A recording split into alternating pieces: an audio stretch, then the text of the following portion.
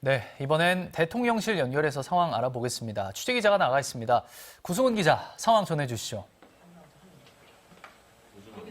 네, 윤 대통령이 오늘 오전 4시 20분 국회 요구를 수용해 비상계엄 선포를 해제한다고 밝혔고 10분 뒤 국무회의를 열고 계엄 해제 결의안을 의결했습니다.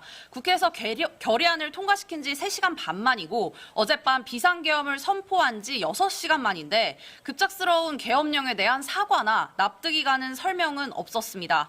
1979년 12.6 사태 이후 45년 만에 선포된 이번 계엄령은 대통령실 주요 참모들도 모르고 있었을 정도로 보안이 철저히 유지됐습니다. 윤 대통령이 대통령실 브리핑룸에서 긴급 담화에 나선 건 오후 10시 23분인데요. 대통령실 안팎에선 오후 9시 40분을 기점으로 대통령이 긴급 담화를 준비 중이라는 소문이 돌았습니다. 이런 소식에 참모들과 기자들이 속속 대통령실에 복귀했는데 담화가 시작되기 전까지 대변인실에서조차 내용을 알지 못한다고 말하기도 했습니다.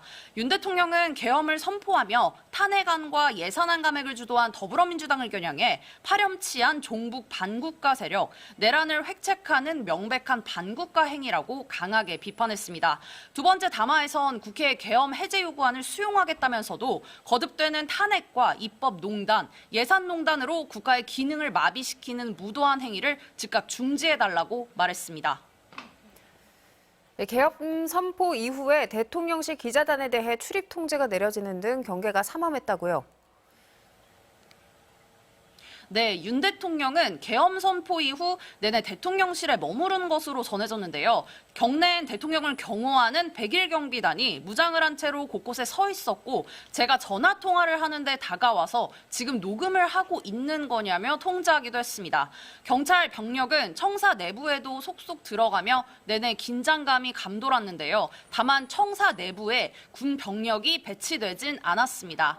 자정을 조금 넘어서부터는 경호처가 대통령실 기자단의 출입을 막는 일도 있었습니다. 저는 짐을 기자실에 두고 휴대전화만 지닌 채 잠깐 바깥으로 나왔는데도 다시 들어가지 못했습니다. 계엄사령부가 기자들의 출입을 통제했기 때문인데 대통령실 내부에 남아있는 기자들에게도 퇴거 명령을 내렸지만 일부 기자들이 끝까지 버틴 것으로 전해졌습니다. 이런 조치는 두 번째 담화 이후 즉시 해제됐습니다. 대통령실은 현재까지 공식 입장을 발표하지 않고 있는데요. 새로운 입장이 나오면 다시 전해드리겠습니다. 지금까지 대통령실에서 전해드렸습니다.